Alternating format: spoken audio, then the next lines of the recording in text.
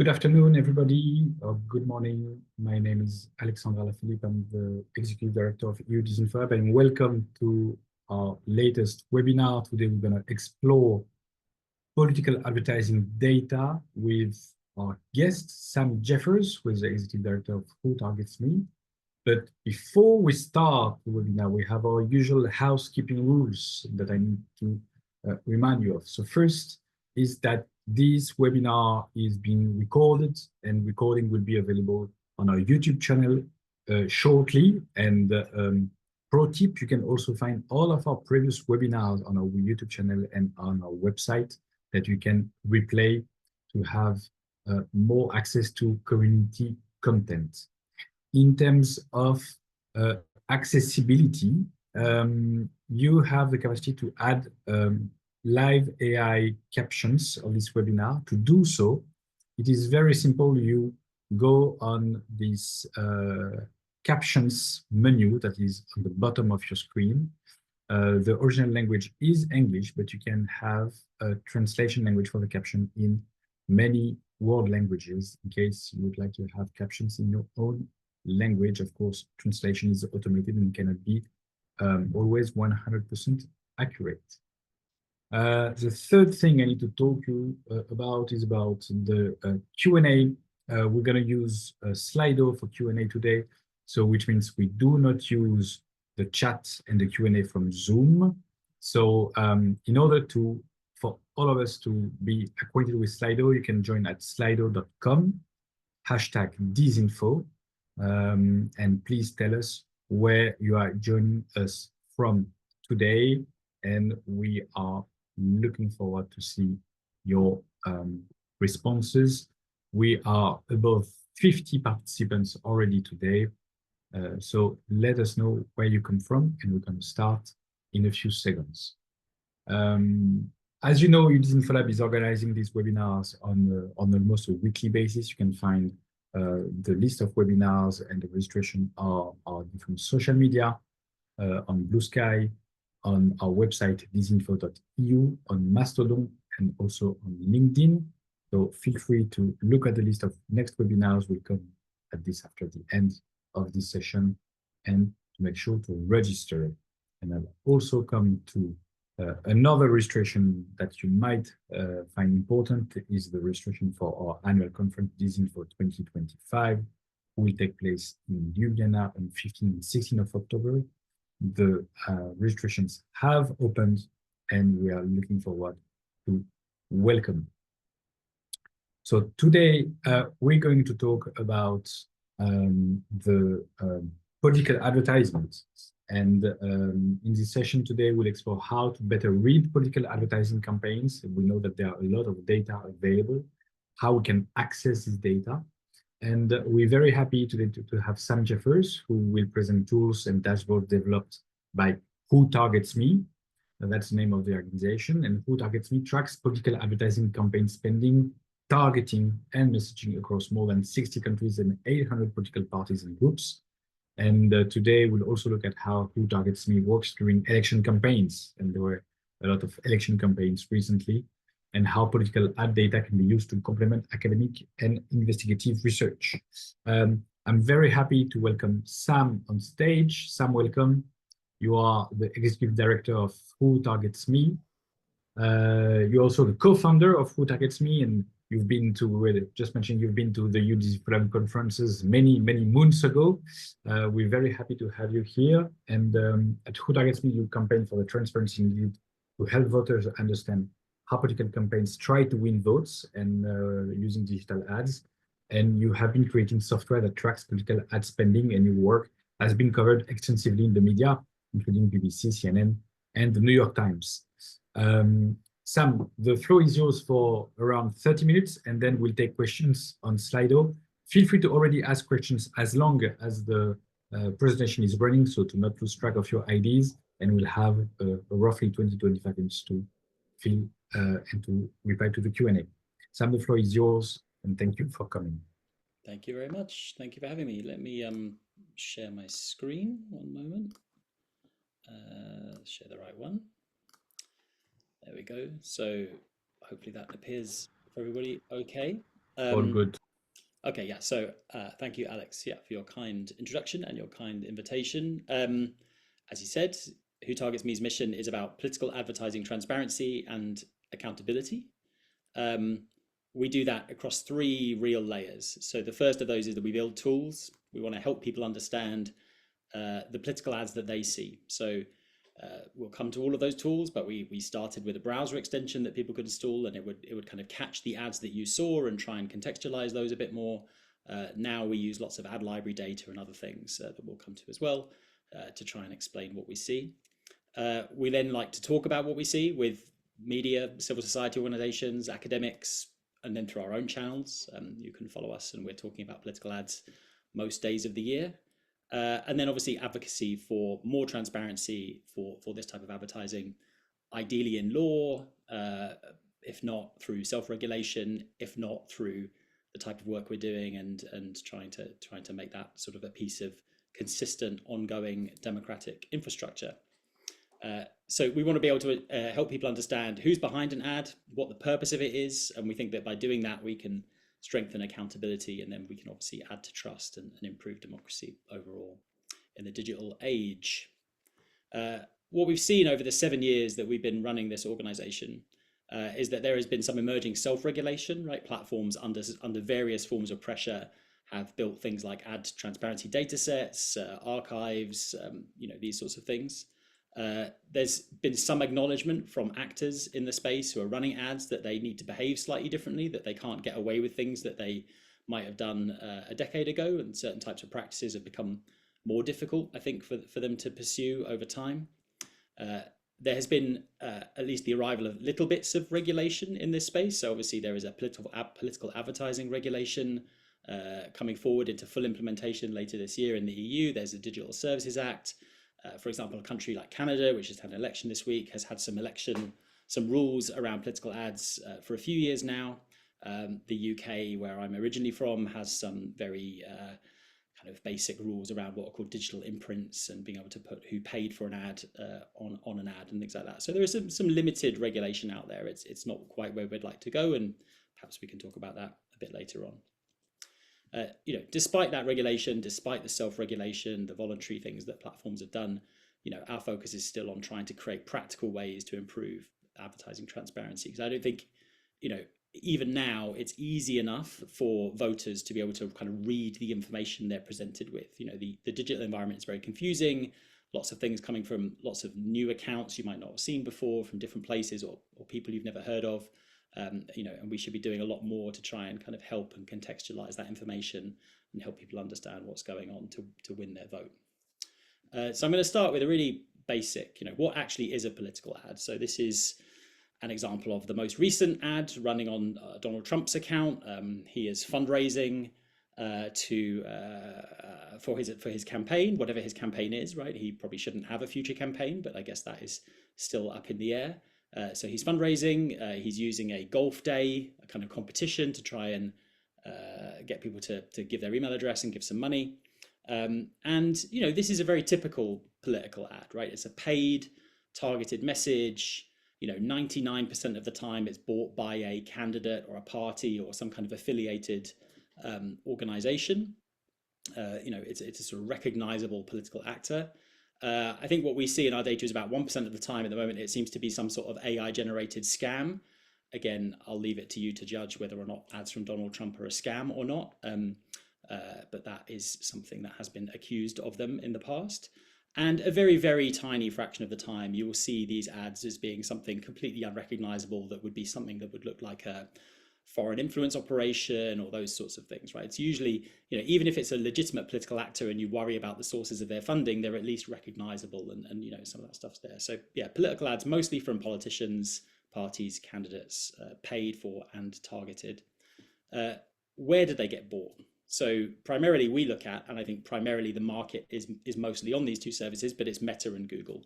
There are also obviously places where you can buy display advertising or buy ads directly with publications. And at least outside the US, a very, very small handful are bought on Snapchat or on Twitter/X. Those platforms are not very popular outside the US, but certainly in the US, they're a small percentage of the overall political advertising market. think it's also important to work out where they don't get bought. So, for example, Microsoft and its affiliated companies like LinkedIn don't, well, at least say they don't sell political advertising. TikTok doesn't sell political advertising. So when people talk about TikTok having influence on elections, that's purely around organic content, algorithmically promoted content, those sorts of things. It's not about paid advertising. And of course, from October, Google has said it's going to withdraw from the EU for political advertising as well. It's arguing that there's too little certainty about the forthcoming regulation, and that means that they can't profitably run political ads in Europe anymore. So, those services will no longer have it, leaving just really Meta as the main player in Europe for online political ads.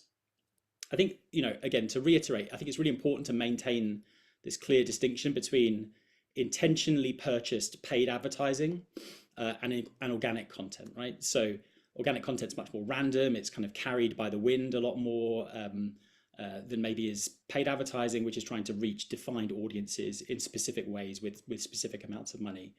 Paid ads are often much more regulated. Money in politics is typically the way that we regulate our elections and things like that. So even if an organic ad looks exactly like an organic piece of content looks exactly like a paid ad, they are different things. And we certainly find it very important to kind of maintain that distinction. There are pros to political ads, right? Like they're often talked about as a bad thing, but there are things certainly for advertisers, and I think somewhat for the citizens as well. There are good things about political ads. So firstly, they're very accessible, right? They're very cheap. If you have 10 euros in a credit card, you can buy political ads. They're very easy to target. So you pick your postcode or the region you want to reach, you pay your money, and your ad will run. You can choose some demographics. I want to show this ad to older people, to younger people, to men, to women, etc. You can do that. You can base your ads on things people are interested in. Perhaps Donald Trump is running ads for people who like golf. And so those ads will find the right audience. You can also use data that you own already, right? So you can use data like your email list or people who visited your website, again, to potentially target people who are kind of already interested in what you have to say. The other thing that is a real pro about political ads is the formats online, right? So you can do text, you can do images, you can do video, you can say things about policy, you can mobilize people to go to the polls, you can organize them to come to your events, you can build your email list, you can fundraise. They're incredibly flexible compared to paper advertising or billboards or television or anything else, right? You can do all of the things that you might want to do as a modern political campaign with those ads. They're much more flexible than any other form of advertising that's currently available. But obviously there are big cons, and that's what people are often very worried about, right? They're not very transparent. It can be quite hard to work out who the ultimate advertiser is. People pop up Facebook pages the whole time, run a bunch of ads, shut the Facebook page down, disappear. It's not always totally clear who things are. So, there are so many advertisers, it can be hard to work out who's saying what, who's ultimately responsible for that message. And also on the flip side, like who's ultimately seeing what? Is it just me seeing this ad? Are lots of other people like me seeing this ad? Those sorts of questions are really always open. They're quite difficult to work out whether there's a really shared experience of digital advertising. Then there's lots of data protection and privacy concerns, right? About data, what's being used to target me. Obviously, it's very easy to cloak money. You're passing money through some of these big companies, and they don't really care that much about the source of that money. They're certainly not doing a lot to help people like us or other investigators to try and work out what the ultimate sources of money are. So that can be kind of shady. It's a system that often is, not necessarily always at huge scale, but weaponized and manipulated by bad actors. Some of those are domestic, some of those are foreign. And of course, like the growth of these platforms across like our information ecosystem in general is also reflected in the amount of money that people are spending on these platforms, right? So if you look at, the UK or something, Google and Facebook are the two largest suppliers to political parties these days. They comfortably spend, 5-10 million pounds during an election campaign with those two companies, almost an order of magnitude bigger amount of money than they spend with anyone else. So we've got this kind of system that's very dependent on these platforms to reach voters, to run our campaigns for us. And we don't have a lot of alternatives at this point in time. Quick word on regulation. How well regulated are they? The answer is somewhat, right? Most countries have a form of electoral regulation that covers political advertising or funding or money in some form. There are relatively few countries, at least, that are sort of, reasonably democratic, that don't have a system for kind of tracking, either donations or spending or one or the other. In terms of the data, obviously across Europe, the GDPR generally applies. There are limits to what you're meant to do with data in terms of using it for advertising, and there are certain further restrictions on that kind of informally in place and gradually coming more into place around political advertising in terms of banning certain types of targeting methods. In most cases, the platforms have actually pulled the plug on the more controversial targeting methods before regulation came in, but the spirit of that is there. And the forthcoming political ad regulation should increase transparency overall, and maybe standardize some of the data and things like that. Although we think there are a lot of practical rules to overcome. The last thing is about content. Sometimes we hear people looking at like, well, should there be regulations around content? Should you be able to lie or not? Should there be kind of truth in politics type rules? Generally speaking, our view is that's a bad idea, right? Like that's too much intervention in political in free expression. People should be able to say what they will, but they should be held accountable for it. And we think there's a gap there that ultimately needs to be filled. So if ads aren't very regulated, how accountable are they? And the answer is, well, they're not as accountable as you'd like them to be. They're these huge companies, huge volumes of communication going on through particularly the two biggest platforms. If you look at the US, about $1.3 billion was spent across Google and Facebook on political ads in 2024. It's a huge amount of money, and there isn't really much scrutiny, or at least in my view, enough scrutiny or kind of counter speech or any of these other things going on around it, right? There's under regulation, there's a huge number of actors to have to track. It's very hard to follow the money. It's very hard for individual voters to kind of debate the issues around political ads, right? They're sort of fired at you without a way that you can kind of speak back to them. There's not much opportunity to look at whether the claims being made in ads are true or not.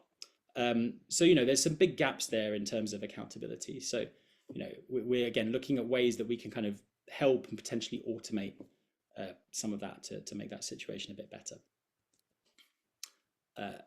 Question is, who should be involved? We're very involved in trying to create this transparency and accountability. We work with lots of organizations of these types, but we think there is a kind of opportunity to really combine a whole bunch of different types of organizations to bring more scrutiny to this space. So obviously one is, formal regulators and kind of international election observers and monitors, people whose job it really is to kind of keep an eye on elections. Second is journalists. Obviously, political journalists, it is their job as well to keep an eye on elections, but they're in a kind of different way, in that kind of real-time coverage sort of way. We work with civil society watchdogs who do it, like ourselves, but many others who are interested in this space from a bunch of different perspectives: political finance, data protection, disinformation, foreign influence, those sorts of things. So again, opportunities for those sorts of organizations to play a role. Campaigns themselves, right? One, if you're the red team and the blue team says something unfair about you, you should have some transparency so that you can see what they're saying and you can respond to it, right? If they're, that's how politics works, right? There's a back and forth, and we can kind of all read that type of interaction during an election. Academics play an important role. There's lots and lots of research to be done. I'll go through some of the data in a minute, but there is so much money on so much data on money, on targeting, on policy, on content.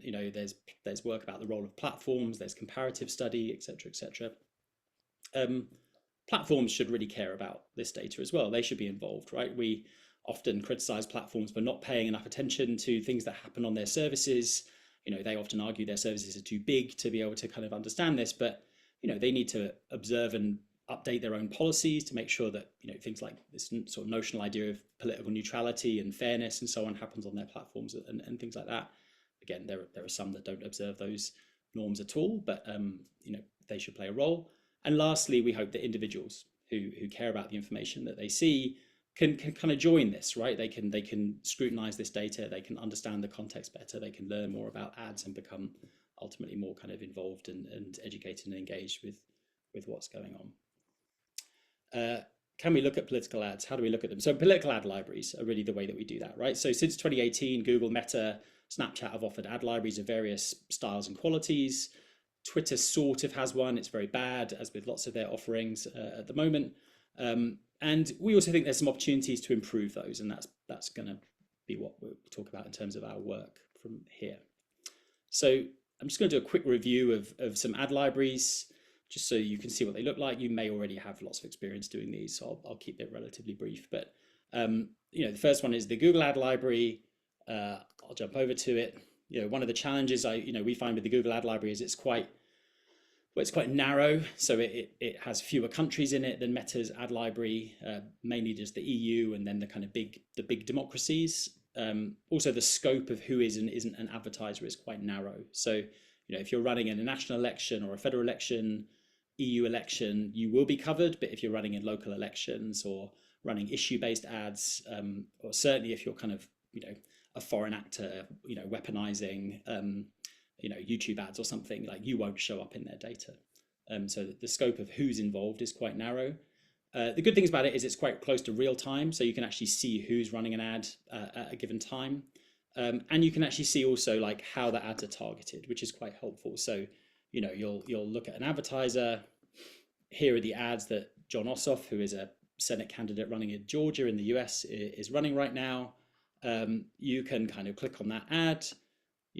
It will eventually load. There is the video that he's running. You can see how much money was spent, how many impressions that bought. You can see exactly what targeting was used. So in this case, no age-based targeting, no gender-based targeting, just location. So Jon Ossoff is running $20,000 worth of fundraising ads at the entire United States, raising money for his re-election campaign, right? So I can read that ad as long as I vaguely know who Jon Ossoff is, and that he's American and that he's a Democrat and that he's running in Georgia. Like, I can kind of understand that information. So and this is quite simple because Google's data, what they allow you to target using is quite simple as well.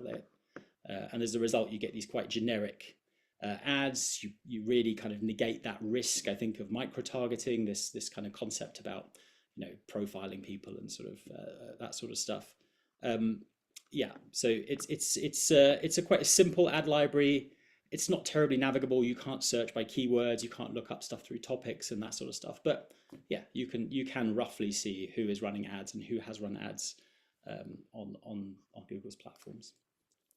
The Meta ad library, we'll come to next, is similar but has a more comprehensive scope. Right, it's always on. So Google stuff sometimes, like, advertisers won't show up until an election is actually happening. Meta's ad library is always on. It shows all the types of candidates that you'll be hoping for. So, local people, school board, if you look right down to that sort of dog catcher level in the US. Some of that data is real time, so you can see who the advertiser, what the ads are at any given moment. You can also quantify spending quite well. It's quite good at giving you accurate pictures, at least like day by day, of how much money is being spent. And then it also has things like targeting information. So again, here's Jon Ossoff again. Here's all the ads that he has active right now. If you look at them, they're quite different to the ones that were running on Google. There's a different style to them. Firstly, because you can have these kind of donation calls to action. You can do these kind of multi-format ads. So there's a bit more to read in terms of like the style of these ads. But you get information about how much reach they had, how much money was being spent on them, the estimated audience, that sort of stuff. And then you can also dig into like some information about the targeting. So again, he's targeting the entire United States. There's no attempt to just focus in on Georgia, for example, or other states. You can see he's targeting all ages. He's targeting men and women. He's not using any other types of targeting at this point, and a little bit of what Facebook calls lookalike audiences, which is where you'll find certain people who've seen your ad and it will kind of expand the audience to see it. So yeah, you can kind of poke through people's ads in here and have a look at what's going on. Here's Donald Trump's ad, and again, you can click into it. Oh, maybe not. You can click into it and work out what he's been saying, roughly what the size of audience for the targeting is, how much money's been spent on it, etc., etc. A bit of demographic breakdown. So those are the kind of basics of the two main ad libraries, and we've tried to build something that we think is better and or more useful. So the goals that we really had for this were, we wanted it to be universal, so a single source of truth for political advertising data as best as we can. Reminder, we're a very small organization. Those are very, very large companies with essentially infinite resources compared to us. We want to make it very easy to identify who advertisers actually are and where they're coming from politically. There are some real limitations from the platform ad libraries around timeframes and showing how things change over time. So we wanted to build on that. We wanted to do a lot more about targeting and like how different groups were targeting different places and understand like political geography better. We wanted to learn a bit more about content, what people are saying, what are the goals, policy areas, those sorts of things. So I'll jump into our dashboards now and try and give some examples of that. But ultimately informing this is the fact that we are tracking both big platforms at once. About 120,000 advertisers in our system, more than 50 countries, 1,000, I think, actually now groups and parties in the data. There's about 5 million rows in the database right now, and about $2.5 billion worth of ads been tracked since the beginning of 2022, which is our kind of time frame for this. So here's what we track. So this is what we built. This is called Trends. It's a public website, trends.whotargets.me, and we have these dashboards that will track spending. So this is all of 2024 in the United States. You can see the blue lines are Democratic Party spending. The red lines are Republican political action committees. The bright red lines are actually Republicans, who are much, much lower. There are ballot initiatives. There are progressive organizations. So what we do is we try and group all of the advertisers that we see into categories and then use those categories to make it easier to understand what's going on. So that's the sort of the overall spending pattern for the year. We could look at things like the share of spending. So you can see obviously there the peak for the election on a given day. You can see who's winning the race. So in this case, again, Democrats spent a lot more than everyone else and then obviously went flat after the election. You can even see the old-fashioned bar chart that shows how much was spent. So Democrats spent $473 million. This is just candidates and sort of main party pages. $473 million, nearly a third of all online advertising across Google and Meta in the US last year.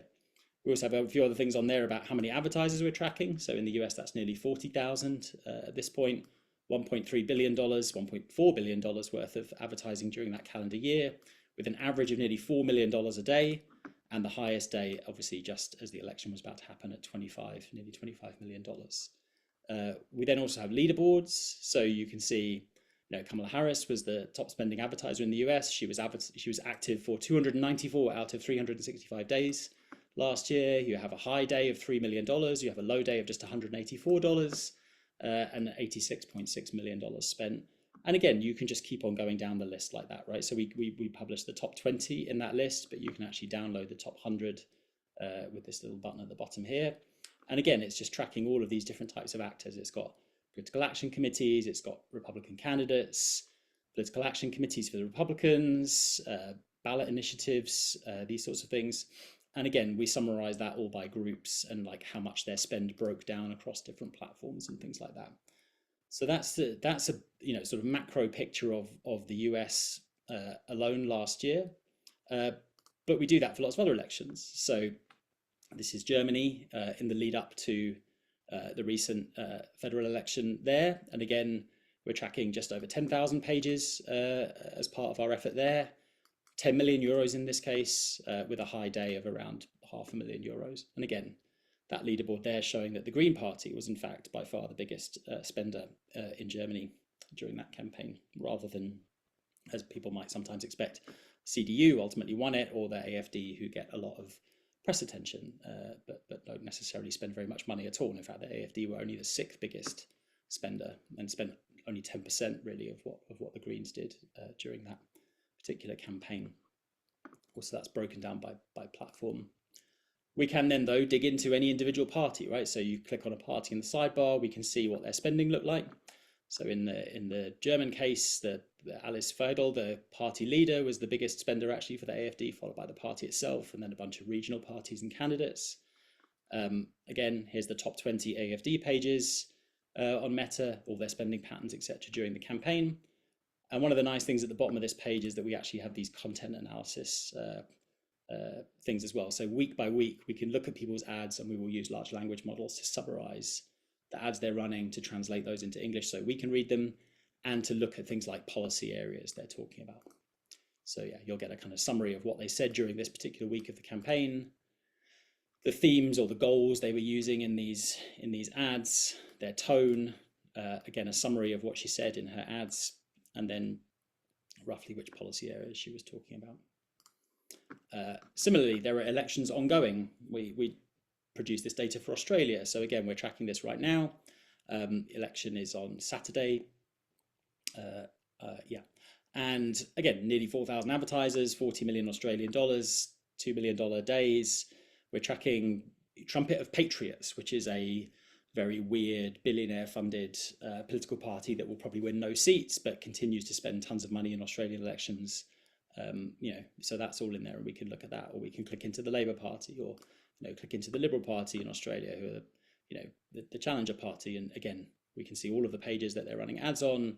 We can jump straight from those ads into the ad library for Google, and we can see what they're saying on Google. We can jump straight into the ad library on Meta and see what they're saying on Meta. So it makes it much quicker and easier to kind of navigate this data as we do this work. Other elections forthcoming, we track this in smaller countries as well, countries that maybe don't get the attention they deserve. So there's an Albanian election forthcoming. Again, we're tracking hundreds of advertisers in Albania and trying to keep an eye on what's going on there. So again, for kind of election integrity work, that election observation, monitoring, that sort of stuff, we're trying to help with that sort of work as well. The Canadian election, which just happened. So again, this is the Liberal Party spending. And it allows us to unpick things like the way that the Liberals split their money between the party and the way that they were running ads from the party, but also from Mark Carney as an individual, which they split about 50-50. But if we were to flip over to looking at the Conservatives didn't spend any money through Pierre Poilievre's page, so there's a kind of difference in strategy there, and it lets us kind of interpret why is one group doing it one way and one group doing it another way. And again, we can scroll down, and then we have these kind of AI summaries of the content that people have been running. Again, there's a Romanian election coming up again, I think on Sunday this time, right? So very critical election, very controversial election. We're tracking all of the spending there as well, and again, building out these kind of who's spending the most money and who's got the biggest share, who's winning the race, those sorts of things.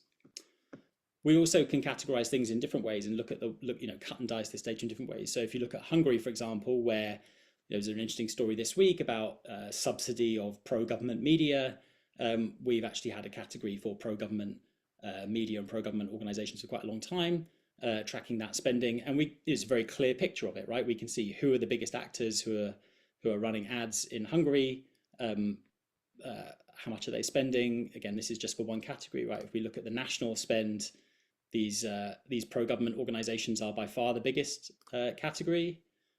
What's that? That's probably 5 times what anyone else is spending. And the next biggest, obviously, is the government party and satellite organizations. The first opposition actor is 1/10 of everything else. So we can dive into that again, and we can have a look at those and see who is spending what and try and understand what their messaging is.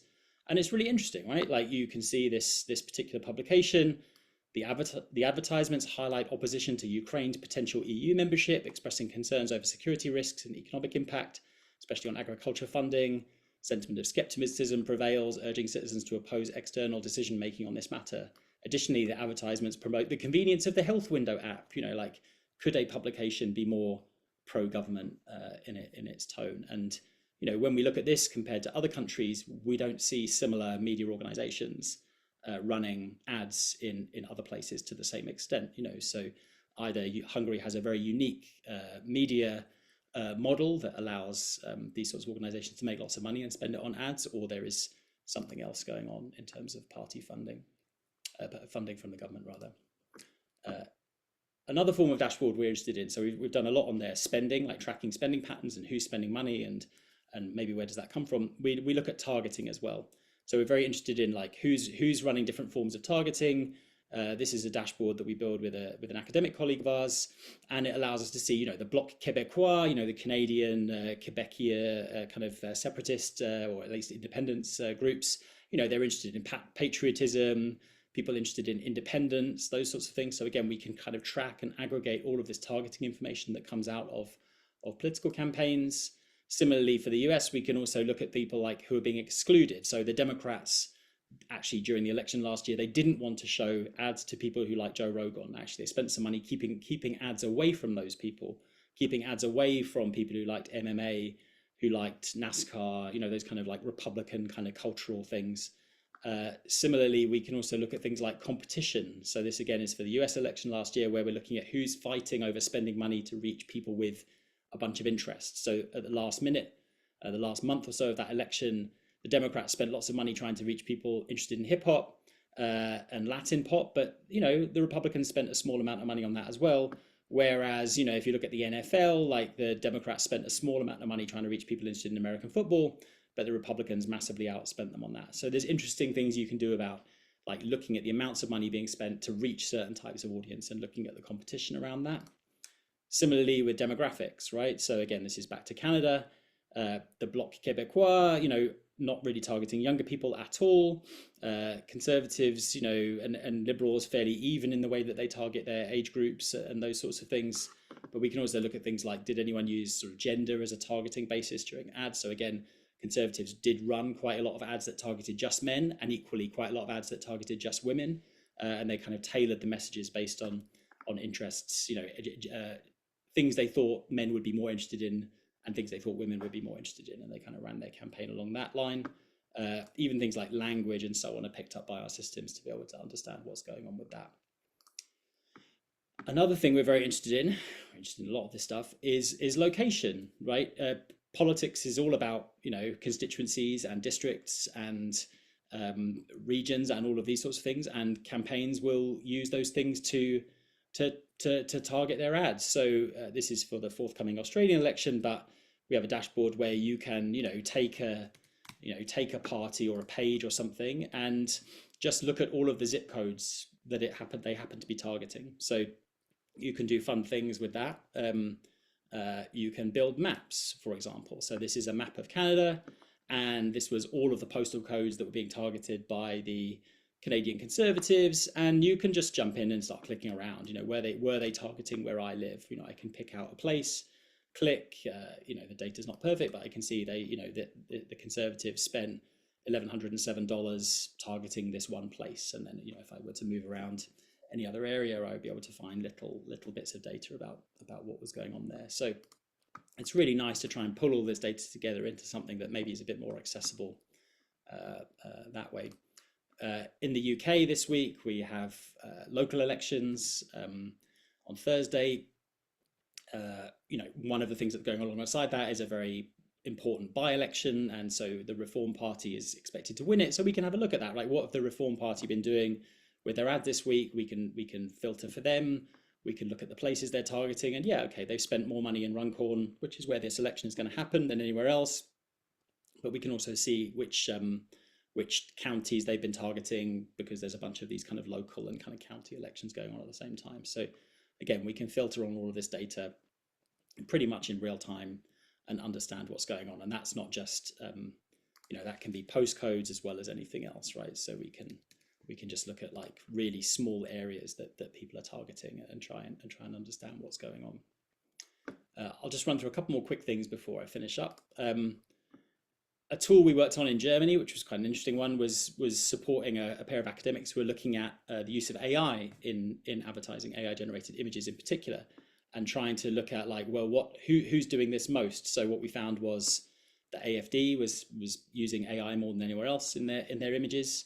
You know, there are various reasons for thinking why they would do that, but you could also look at, you know, roughly what sorts of formats were they disclosing it or not? What sorts of formats were those ads showing up in? What the tone of those ads were like. So again, building out kind of automated tools to help with understanding this. And we could look at things like as well the actual content they were using AI in. So you would see things like, here's an example here.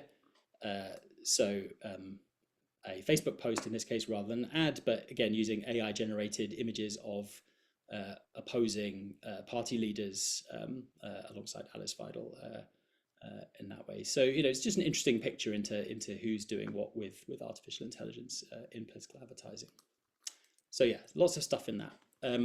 We're continuing to work on new features. So obviously we're mostly there. The things I showed, we're talking about Facebook ad targeting. We want to bring Google ad targeting into our dashboards as well.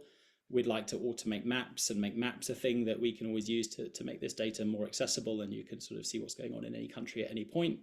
We're working on new content features. We think it should be easier to track around specific issues than is currently the case. So is there a way that we could, you know, if you're interested in like who's talking about climate right now, we could build a tool that would expand that to think about other keywords or other topics that might be relevant to that as well, and then build out some sort of picture of who's actually talking about that during an election campaign. We're also thinking about like some AI-powered literacy features. You know, the thing that we've done with summarization wouldn't be too hard to expand to sort of answering questions like, what goal is this advertising trying to achieve? You know, can you show me some alternative viewpoints or give me some alternative arguments to the arguments being presented in these ads? Where might I learn more about these topics? You know, imagine you are the strategist behind these ads. What are you trying to achieve with them? Or you are a fact checker. What are elements in this organization's advertising that potentially merit fact checking or further investigation? So I think there's some opportunities there to think about how we might automate some aspects that could help people understand this stuff. And again, reminder, we're trying to do this across 50 plus countries and all of these different languages. While it would be amazing to have a human team with lots of background, political knowledge and all the rest of it to do this, the scale of this problem is just, you know, unimaginable, right? You're trying to do this across just so many pages, accounts, all the time, et cetera, et cetera. So I think we're going to need some help to do this, and maybe that's technology that will do that for us. And some other utilities. We want to be able to have people subscribe to these notifications. We would like to do alerts, so when you much more easily see when new things launch, so you can see change much better. Custom research reports, APIs, embeddables, all of these sorts of things that we think would be beneficial. And again, all of this we're hoping to wrap up into something that's a bit more like a pro version of it. We're very keen to keep as much of this data free and accessible as possible, but this is an expensive effort for a small organization to run. And so we're looking for ways to try and make that something that we can sustain in the longer term. I've already talked about that. I'll share this link at some point here, but you can help us understand more. We have a little survey, or you can visit trends.whotargets.me. And that will be a place where you'll get this survey will pop up and you can answer some questions about your interest in political ads. We also have a browser extension. Feel free to install it, whotargets.me/install. It will find the political ads you see, and once we've fixed a couple of bugs, it will show you some information about those. Again, I keep saying the same things. And just the final piece about going forward, we're going to cover as many elections as possible. We try and cover everywhere we possibly can. We want these tools to be robust, you know, sustainable piece of democratic infrastructure, and we're going to continue to make the case for transparency in law and standardization, and, you know, people being able to make the best tools they can to track and make this stuff accountable. So I think I'll leave it there, but if you want to collaborate, you know, please always just reach out. We're very open to it. We collaborate with lots of different types of organization, and follow us on social media and other places if you want to hear more about this stuff. Thanks a lot, Sam. I think that was a very brilliant overview of what you can do with the data available, and how we can better read into this. Just want to add that we know each other for a long time, and I think it's fair to say to people that might not know Who Targets Me that we're not talking about a 10-people organization, but rather small, and a lot of HI, a lot of human intelligence to be able to build these dashboards and trying to make this work. So thank you for that, and I think partnership is definitely needed in this area. We're gonna go to questions in Q&A, and I'm pretty sure my colleagues have already prepared this, and we already have questions. And we have actually a first question, Sam, if you can help us to read into this, because I had the same, the same, not surprise, but like same interest. Chris said, like, surprised to see Democrats were much higher in ad spending, but Republicans seen as dominating the internet space. So is there a question about political ads have limited influence? And I think that was also very true in terms of, like, when you showed the German elections, we were also looking into not the usual suspects spending more. So it's might not be about spending more. Yeah, I mean, I think this is always a really good point, right? And one of the things about political campaigns in general is that campaigns matter a lot less, usually speaking. I mean, obviously we've just come off Canada, where things have been going on that are potentially external, and you've seen very big swings in polling, but that like campaigns matter a lot less, right? The fundamentals, who the leader is, how do people feel, etc., are by far the most important things in campaigning, in deciding an election result. And so when you look at how much the Democrats spend, one of the reasons Democrats spend so much money is they spend loads on fundraising. They use all of that money that they raise online to buy TV advertising, to try and persuade people that way. And they have this whole mechanism that is about raising as much money as possible.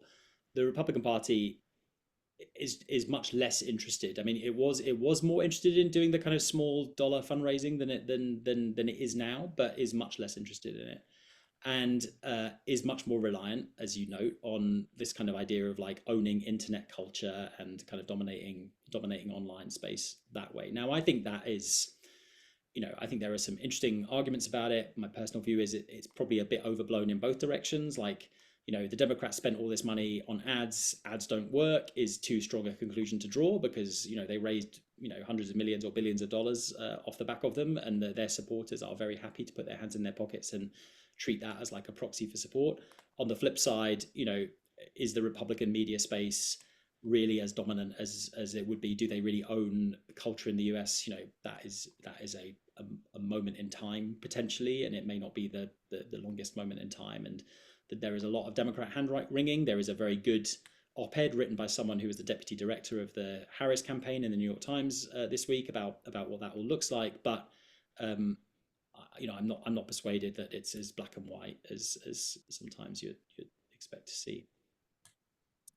Thank you. I think you also mentioned a also very interesting point, and I think that's the question of Juliet, saying like either monetization elements in these ads. So sometimes the ad is not about changing vote, but can have also different type of call to actions. And you were mentioning this for Democrats. Can you a bit elaborate on that? That can also be a revenue making. Yeah, so ads can link to anything, really. So, very common for ads. I mean, much less common in Europe, where parties have A, much less need for money, and B, might have public funding or other sources of money available to them. But like, you certainly see quite a lot of it in the UK. You see obviously a huge amount of it in the US, but you will link to ads that link to pages that are fundraising pages. And one of the things that we will do in data is look for specific URLs of the big fundraising platforms in the US, and use those to identify, almost I try and strip out fundraising ads, right? If you imagine ads as having different goals, so one is fundraising, one is kind of organization and mobilization, and another is messaging and persuasion. If you really actually in the US, to understand what campaigns are trying to really say, you actually want to strip out the fundraising ads, because they're only saying that stuff to their partisan existing supporters, whereas messaging ads are generally more targeted at those people who are considered to be persuadable, and that's a much more interesting thing to look at in terms of how someone is trying to strategically win an election.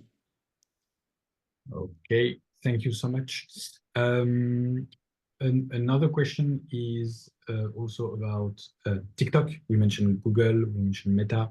So you said that there is no advertisement on Google, and I think that's an important element that that we need to highlight here. Is just like you can have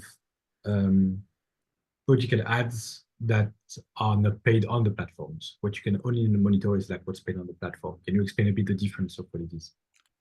Yeah, and so this is, clearly, and this in a way speaks to things like influencer marketing and stuff like this, right? Which are obviously certainly increasingly popular in the US. Certainly have been examples of that happening in Europe. There's a lot of, I guess, concern about that happening in Romania last year.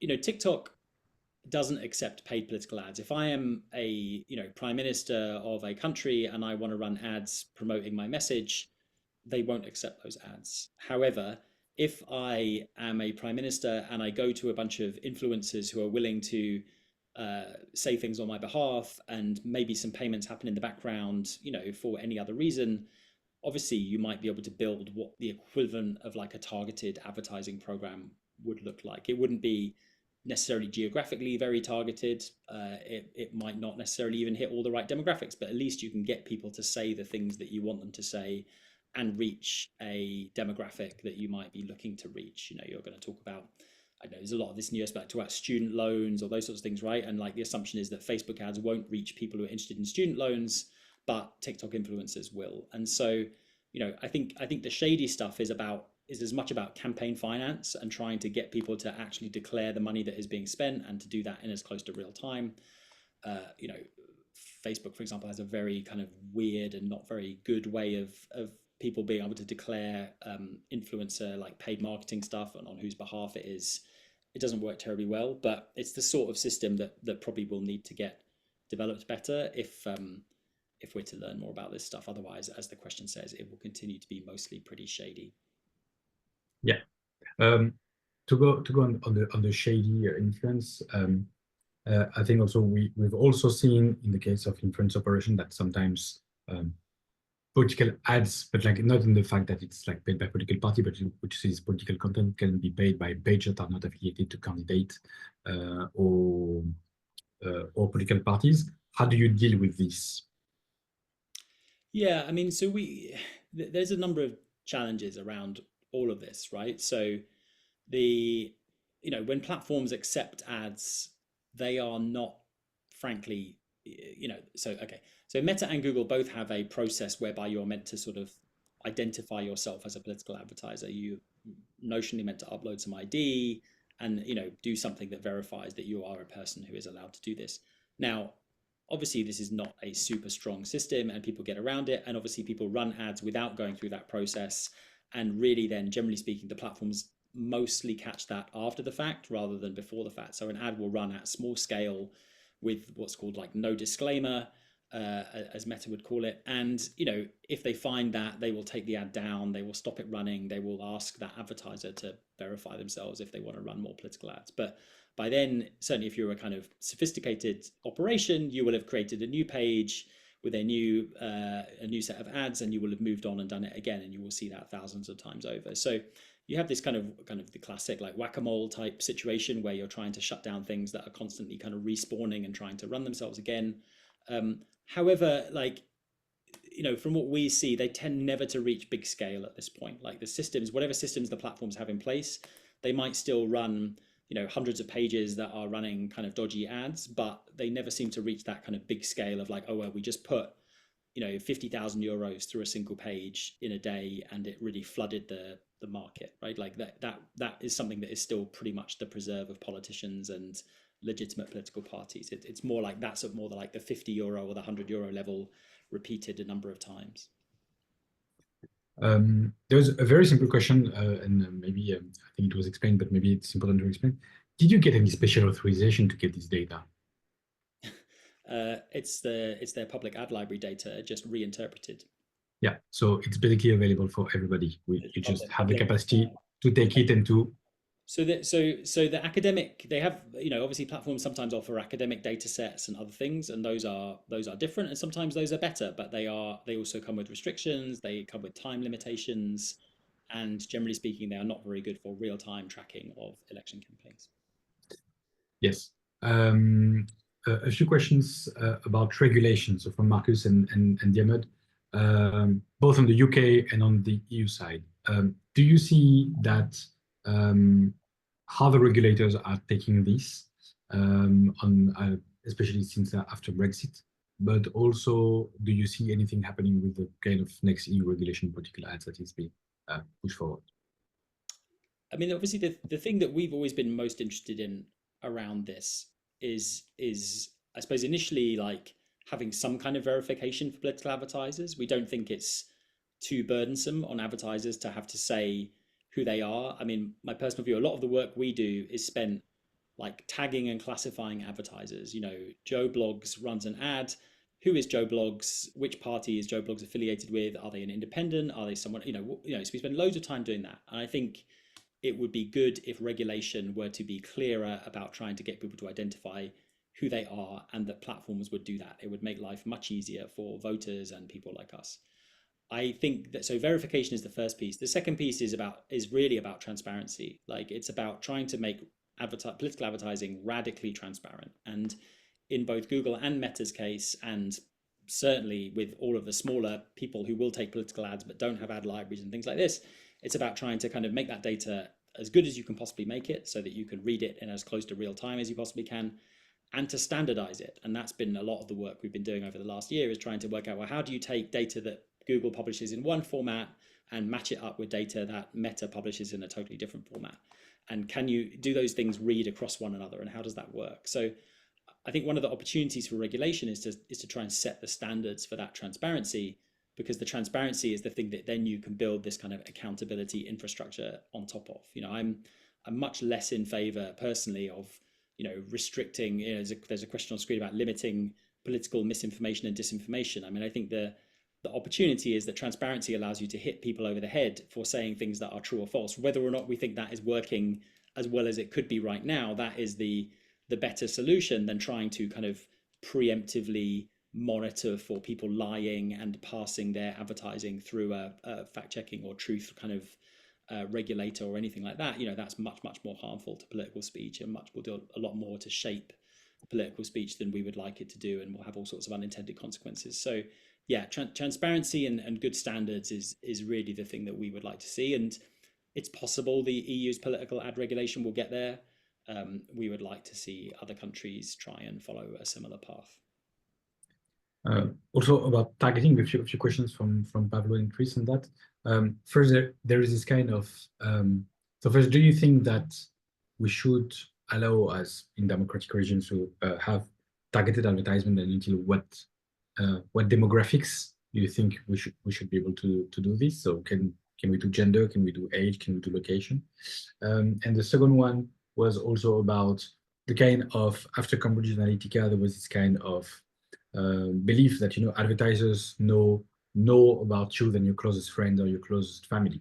Do you think that's also something that you do see in political ad targeting? So there's a few answers, so one is, do you see this that often? And generally speaking, my view is that political advertisers are not as sophisticated as you often might think they are. I mean, if you look at a lot of advertisers, they are doing fairly simple, like, we'll target everyone over 18 who lives in these 5 places. And, the reason they've chosen those 5 places is because they are the candidate running who represents those 5 places. That feels to me like a, no more or less legitimate than a candidate putting a leaflet through your letterbox or knocking on your door, those sorts of things, right? That is really the most common form of political advertising in terms of targeting. You then see some of this stuff around like interests, right? I showed some examples of like how people do that.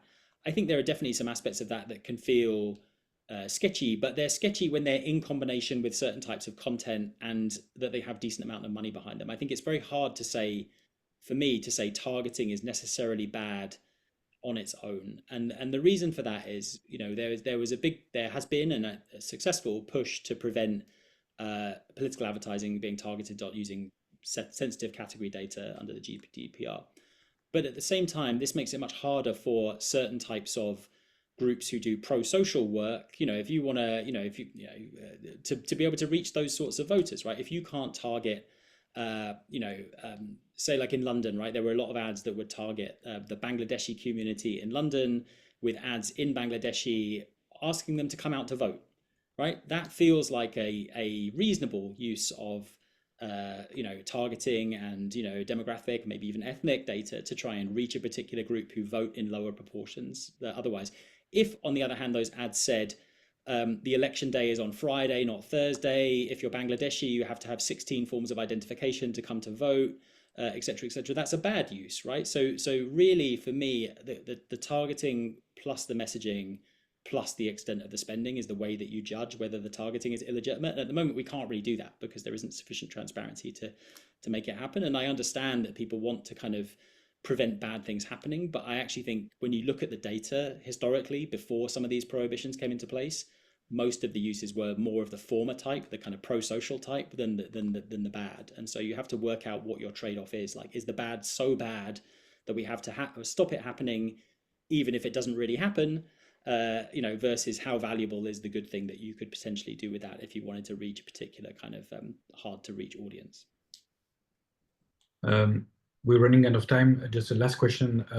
Did looking into AI ads in Germany give you an insight into the future of political advertising, and how hard or not it is for people to recognize ads as such?